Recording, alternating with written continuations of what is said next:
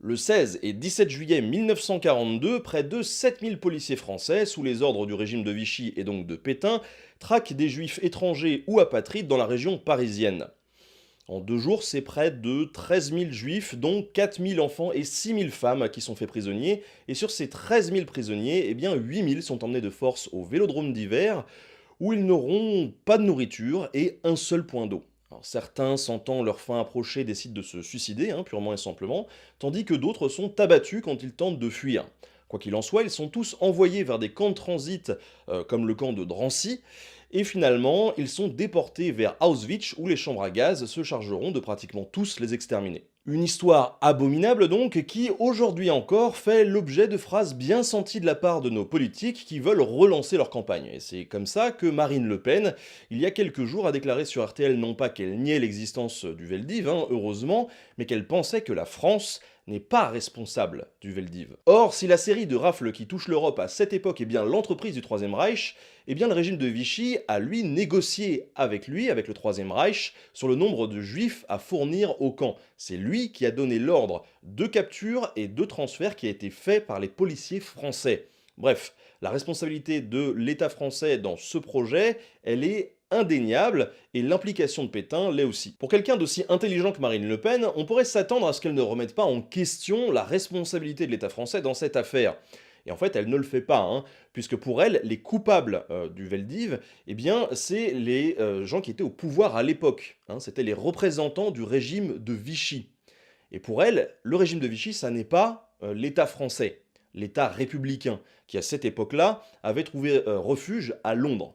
Et donc, par extension, puisque ça n'est pas le vrai État, que le régime de Vichy n'est pas le vrai État, ne représente pas l'État français, eh bien l'État, selon elle, n'est pas responsable du Veldiv. J'espère que vous suivez bien le raisonnement, puisque pour certains, il a du sens. Et d'ailleurs, la plupart des hommes politiques d'après-guerre auront exactement la même position que Marine Le Pen sur le Veldiv. C'est-à-dire que c'est pas la République, c'était pas nous, donc on n'a rien à se reprocher, à commencer par le général de Gaulle lui-même. Et jusqu'en 97, par exemple, on avait Philippe Séguin qui disait la France, réduite à l'impuissance, ne peut être tenue pour responsable des fautes de ceux qui la dirigeaient ou de ceux qui l'administraient. On a également Robert Badinter qui affirmait, quant à lui, 5 ans auparavant, la République ne saurait être tenue pour comptable des crimes commis par les hommes de Vichy.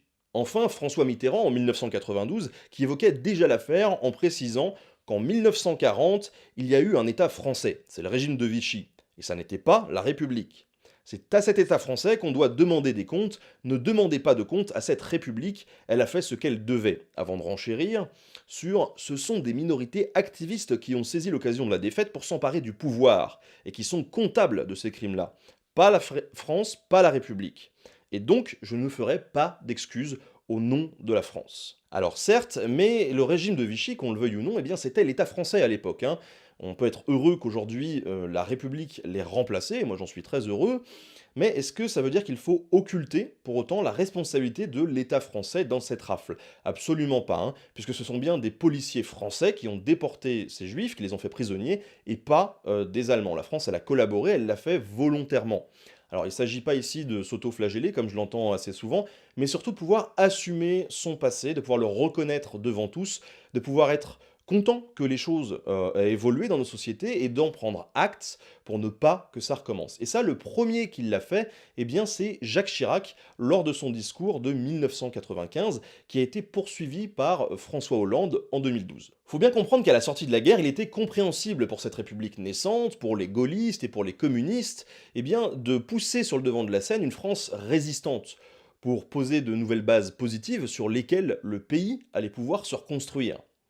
Mais cette vision un peu binaire, qui occulte l'histoire, celle qui s'est vraiment passée, elle était là pour servir une idéologie. Peu importe si c'est bien ou mal, ça n'est pas la réalité. Et d'ailleurs, j'ai déjà insisté dans cette émission sur le mythe de la France entièrement résistante.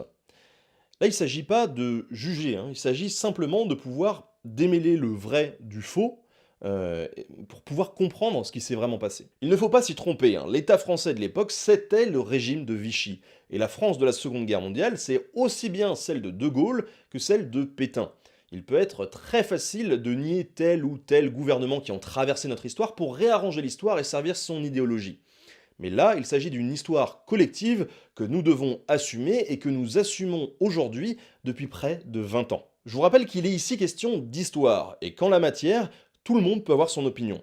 Mais si, en dehors de toute idéologie, vous cherchez à vous rapprocher des faits historiques, eh bien, il faut alors se diriger vers les ouvrages qu'ont rédigés des gens qui ont passé leur vie à étudier ces périodes, à savoir les historiens. Et pour les historiens, eh bien cette affaire, comme je le disais, elle est réglée depuis près de 20 ans. Cette question, elle a été traitée, et les responsabilités de chacun, elles ont clairement été définies. D'ailleurs, je vous invite à aller voir dans la description où je vous ai mis tout un tas d'articles et d'ouvrages avec de très belles références, vous pouvez aller faire vos courses. D'ailleurs, une petite mention spéciale pour l'historien Nicolas Lebourg qui a très justement fait remarquer qu'en plus des 7000 policiers qui ont participé à la rafle du Veldiv, il y avait également près de 300 partisans du Parti populaire français qui était à cette époque dirigé par un certain Victor Barthélemy. Victor Barthélemy qui, près de 25 ans plus tard, au début des années 70, a participé à la création du Front National. Voilà, une belle erreur de communication donc de Madame Le Pen, mais la boucle est bouclée. Bisous.